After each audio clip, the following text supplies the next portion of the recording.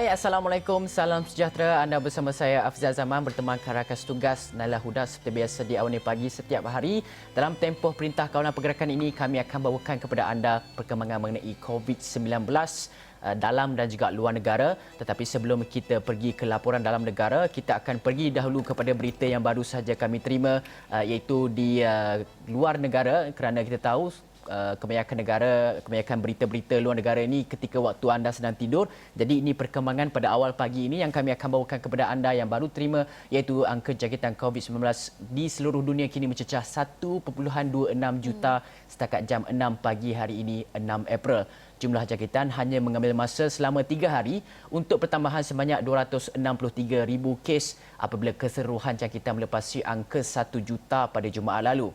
Menurut data daripada Johns Hopkins University, sebanyak 4 buah negara kini telah melepasi angka 100,000 kes positif virus tersebut.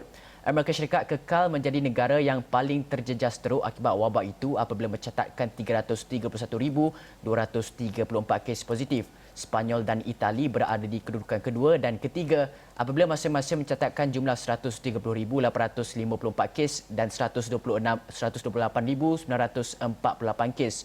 Jerman hari ini menjadi negara keempat yang mempunyai jumlah angka kes positif melepasi 100,000, iaitu dengan jumlah keseluruhan 100,024 kes. Sementara Perancis mencapai jumlah positif COVID-19 sebanyak 93,755 kes dan dijangka melepasi angka 100,000 dalam masa beberapa hari sahaja lagi.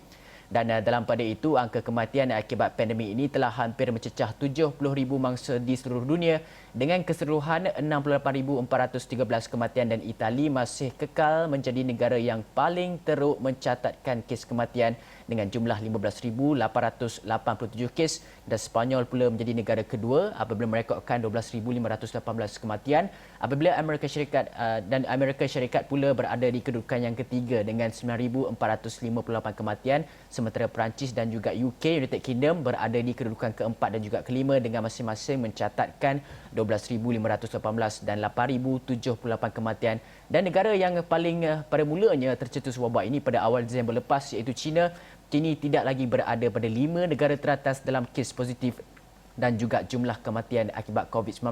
Kebanyakan kes baru di China juga kini hanya melibatkan kes import, dan kebanyakan kawasan di negara tembok besar negara itu kini sekatannya telah pun beransur-ansur longgar. Walaupun dengan jumlah kes positif dan juga kematian yang tinggi di seluruh dunia sekarang, tetapi terdapat juga 258,588 kes pesakit COVID-19 yang telah sembuh setakat ini. Dan jumlah kematian dan juga jumlah kes positif COVID-19 kini kebanyakannya tertumpu di negara-negara Eropah. Naila.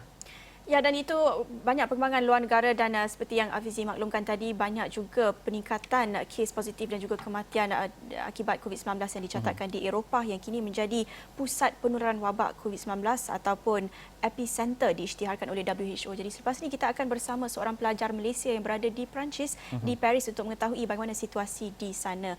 Dan kita juga nak bercakap tentang semestinya kes-kes positif COVID-19, apa perkembangannya di dalam negara. Dan dimaklumkan semalam oleh Kementerian Kesihatan Malaysia, negara kita mencatatkan 4 lagi kematian akibat COVID-19 dengan 179 kes baru yang dicatatkan.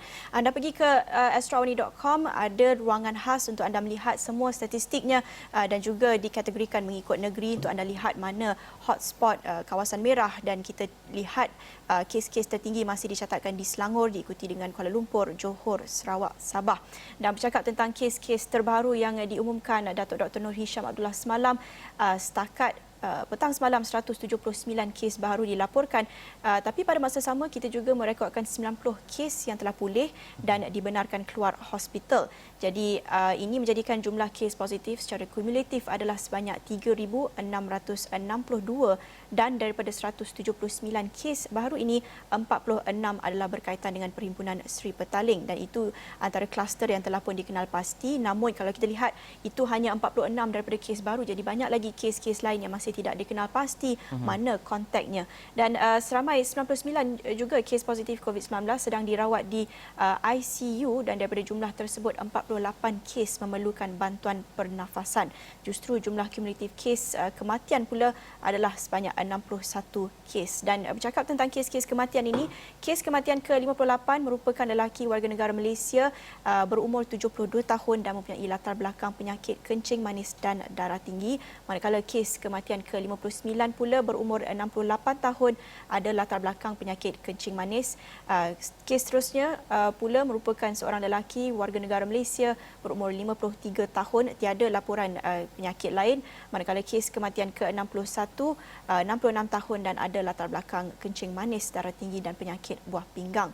Dan setakat ini kita lihat majoriti kes-kes kematian di Malaysia melibatkan pesakit yang mempunyai latar belakang penyakit lain ataupun sedikit berusia.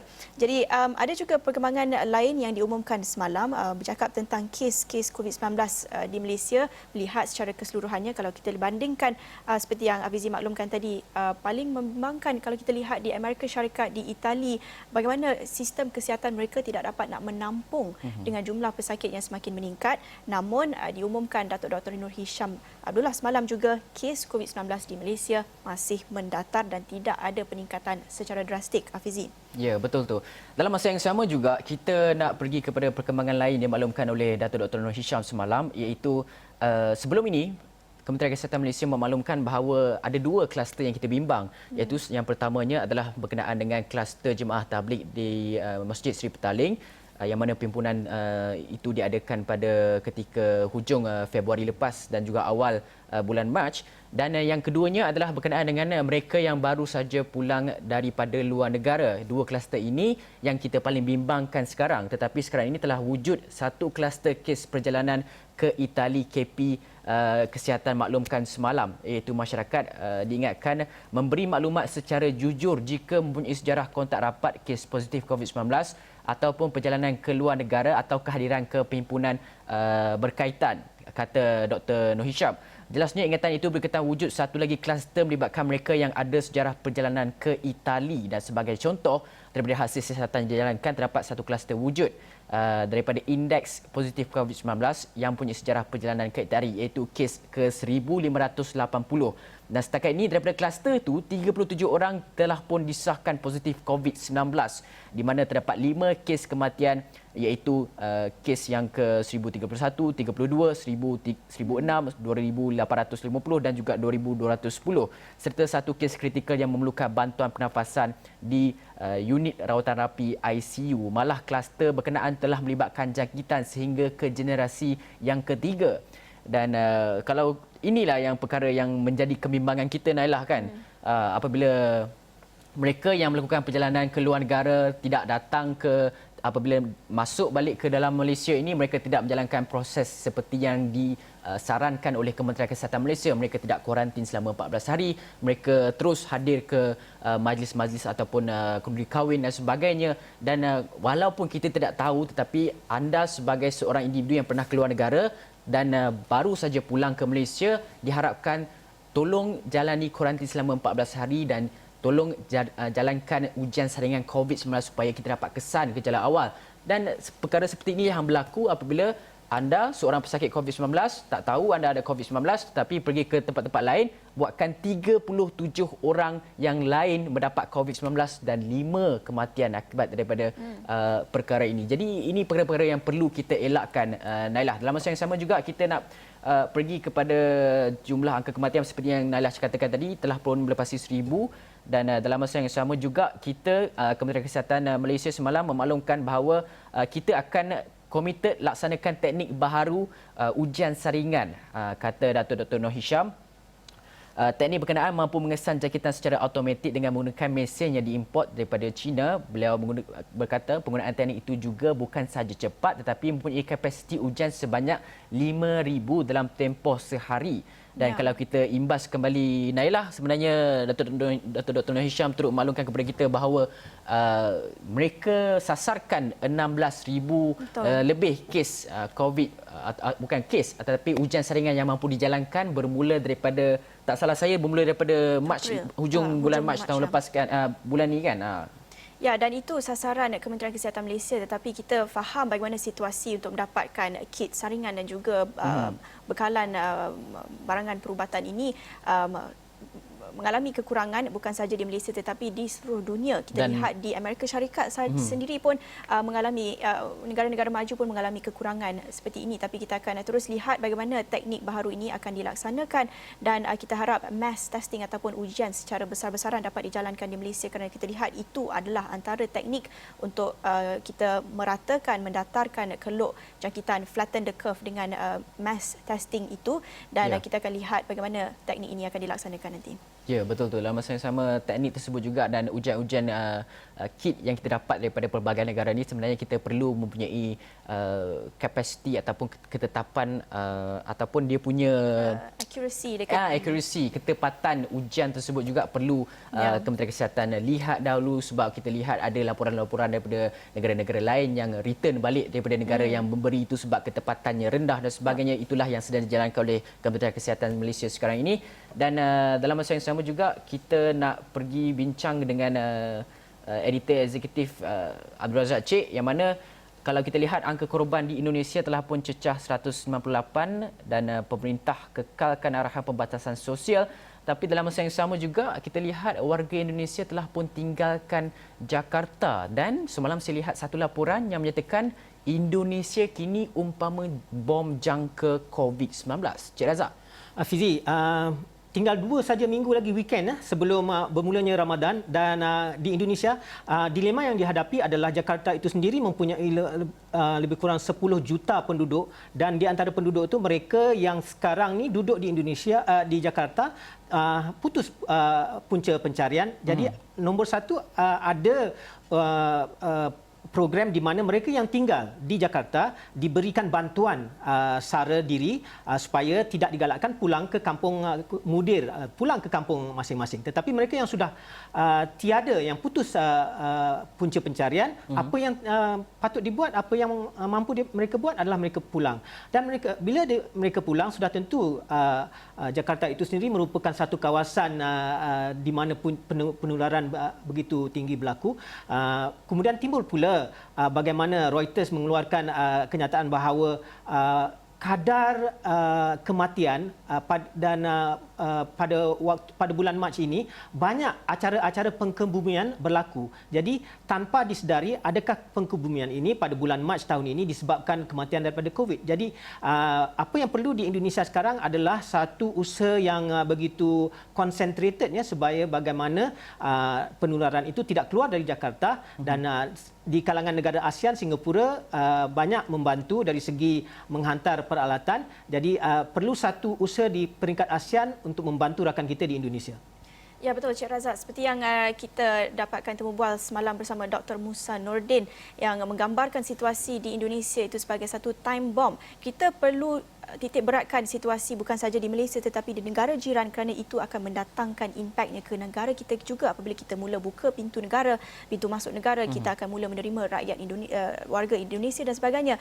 Itu perlu dititik beratkan juga oleh pihak berkuasa Malaysia. Jadi banyak lagi perkongsiannya. Satu lagi berita yang kita nak kongsikan sebelum kita berhenti seketika adalah satu isu yang menular di media sosial apabila satu tafsiran ayat Al-Quran yang menular di media sosial itu kononnya berkaitan dengan penularan wabak COVID-19 dan itu melibatkan satu nas Al-Quran surah Al-Azhab ayat 33 seolah-olah menyebut tentang wabak COVID-19 dan apa responsnya daripada Jabatan Mufti Perak dalam satu kenyataan, katanya mereka yang membuat kenyataan itu telah melakukan pemesongan di luar konteks terhadap ayat-ayat kalam Allah tanpa sandaran ilmu yang benar.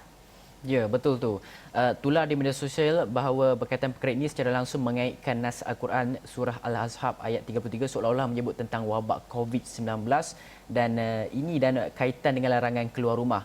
Dalam ayat surah ini banyak sebenarnya anda boleh baca di astronews.com tetapi secara ringkasnya pada 3 April lalu Kementerian Kesihatan memaklumkan jumlah keseluruhan kes jangkitan COVID-19 di negara ini adalah sebanyak 3,333 dan keadaan itu menjadikan ada pihak-pihak yang mengemukakan teori kononnya 3,333 jumlah jangkitan itu ada kaitan dengan tafsiran ayat 33 pada surah ke-33 iaitu surah Al-Azhab yang menyebut Warqarna dan menyamakannya dengan Corona kerana bunyinya yang mirip. Ia kemudian menimbulkan persoalan hukum apakah penyertaan Al-Quran dalam surah itu membuktikan kebenaran wabak COVID-19 termasuk larangan keluar daripada rumah, dan ini adalah respon daripada Jabatan Mufti Perak mengenai perkara ini, dan diharapkan kita tidak di luar sana itu tidak terlampau melihat kepada berita-berita palsu dan sebagainya, dan jangan terlampau ekstremis dalam sesuatu perkara. Kita berpegang kepada kesederhanaan dalam kita memahami secara konteks keseluruhannya itu. Baiklah Nala, mungkin kita nak bersama dengan pelajar sekejap lagi. Ya, seorang pelajar Malaysia di Perancis, kerana kita nak tahu bagaimana situasinya sebenarnya di sana, kerana kalau kita lihat laporannya agak menakutkan, tapi kita akan tahu bagaimana realiti sebenarnya. Tapi kita perlu berhenti seketika, kembali selepas ini.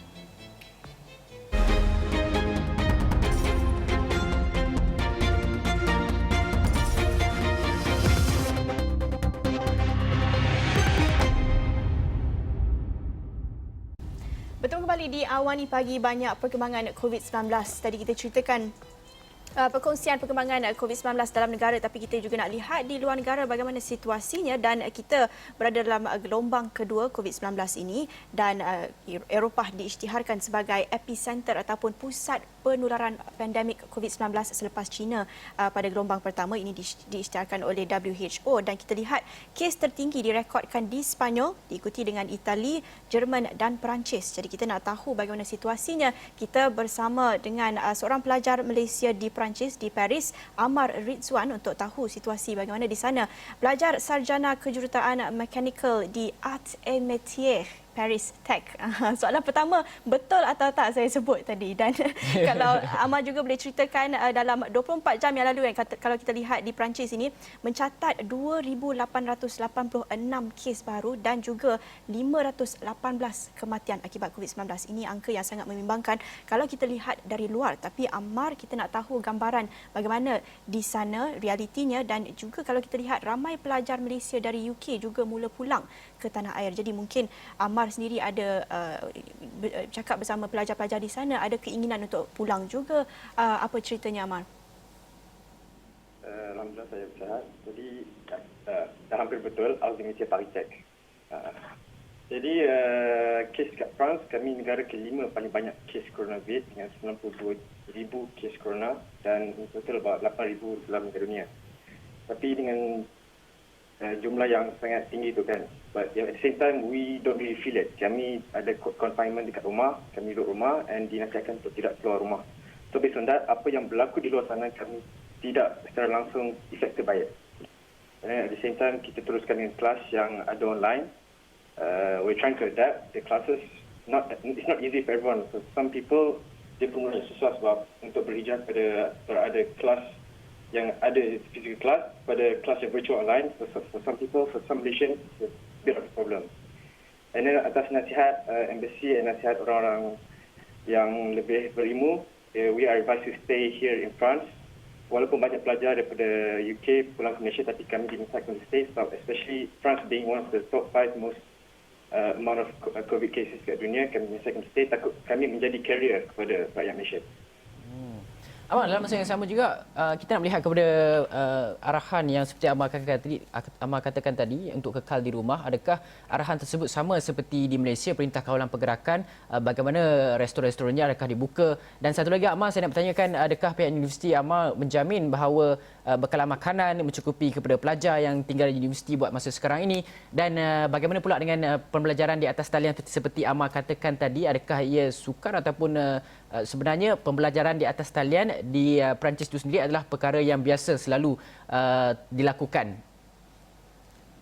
Jadi bagi saya dan rakan-rakan saya, pembelajaran online ni adalah perkara yang baru. Selalunya kami hadir physical class, tapi perubahan pada virtual class ni satu benda yang sangat sukar sebab profesor sendiri dia tidak prof tidak biasa dengan sistem ni. Jadi for the first week it was kind of a problem. And then during the second week, slowly kita transition pada something much more smoother. But in the long term, berkenaan semester kita akan validate ke tak exam, benda itu masih lagi belum jelas. So kami masih menunggu lagi report. Jadinya confinement dekat France, it will last for 2 more weeks. Tapi based on the Prime Minister punya expectation, it could end by April. So there's another month and normally our semesters will end by June or July. So atas sama ada kita boleh lulus ke tak semester ini masih belum tentu lagi. And based on makanan tu, well, most of the students here we have enough supply, enough sufficient to have enough food to supply us for the week. And about going out, so about Malaysia, area mall dekat Malaysia kita tak dibenarkan untuk keluar kecuali untuk grocery shopping. But here we have the privilege of going out untuk exercise, tapi dengan syarat kita keluar seorang dan within a 1 kilometer radius of where we live. Ya, Amar, kita juga nak tahu apa sistem perlindungan kesihatan atau insurans yang disediakan buat pelajar di Malaysia. Dan kalau Amar mungkin harap-harap tidak, tapi kalau contohnya seorang pelajar Malaysia di sana yang ada terasa simptom dan sebagainya, bolehkah mereka dapatkan ujian? Bagaimana sistem kesihatan di sana untuk pelajar Malaysia? So based on my advice, if we do see the symptoms of corona, kalau teruk sangat, only then we will call the ambulance. But kalau if the symptoms are very mild and low, kita quarantine, we self-quarantine, and untuk bekalan makanan kita akan minta kepada jiran atau rakan. Jadinya untuk insurance, so we have there's the French National Insurance which will cover us in case katakan kita kena COVID. Jadi kerajaan akan tanggung semua fees and everything that is included with the COVID problem.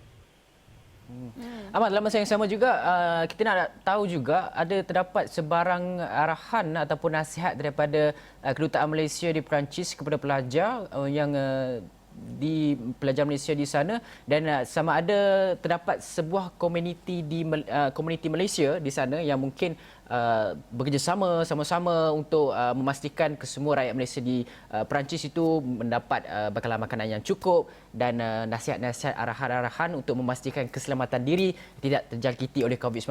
Itu ada tak bagaimana arahan daripada kedutaan dan juga komuniti itu sendiri? So far, the embassy has just advised us to stay at home and take care of ourselves.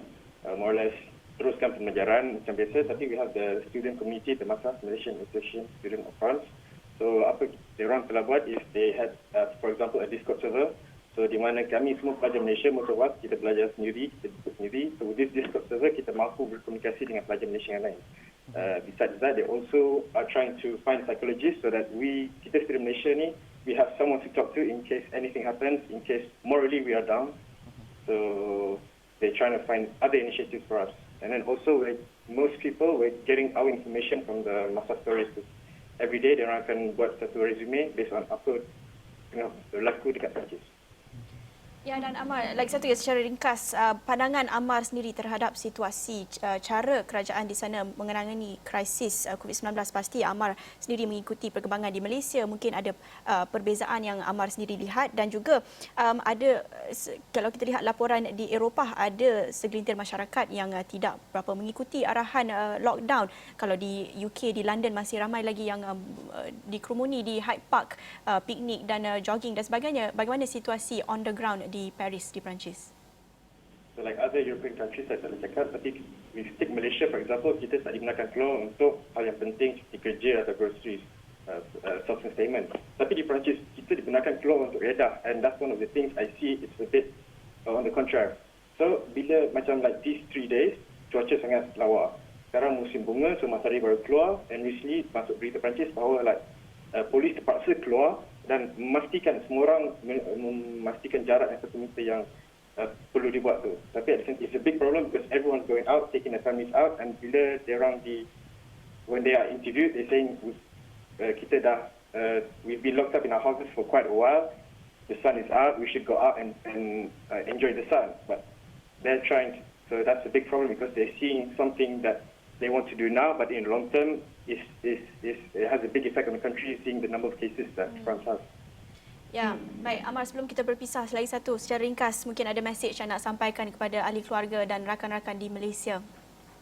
Jadi insyaAllah Umi Abah, I'll see you this summer after this corona problem is over. To my friends and family, we'll get through this. And for every Malaysian around the world, stay where you are, do what you have to do, stay at home, and hopefully we'll get through this together. Okey Amar, jangan hantar-hantar sangat Amar. Macam marah itu. Baik. Terima Okey, kasih baiklah. Amar Rizwan. Merci beaucoup. Pelajar sarjana kejuruteraan mekanikal di Astre et Métiers Paris Tech. Berbuih dah saya dah cakap. Baik, terima kasih kongsian itu dan saya harap kita harapkan yang terbaik buat Amar di sana dan juga semua pelajar Malaysia yang berada di luar negara. Banyak lagi perkongsian anda boleh lihat di astroawani.com bersama pelajar-pelajar lain. Saya kira itu saja perkongsian kami di Awani Pagi bersama saya Naila Huda. Saya Hafiz Zaman. Assalamualaikum. Salam sejahtera.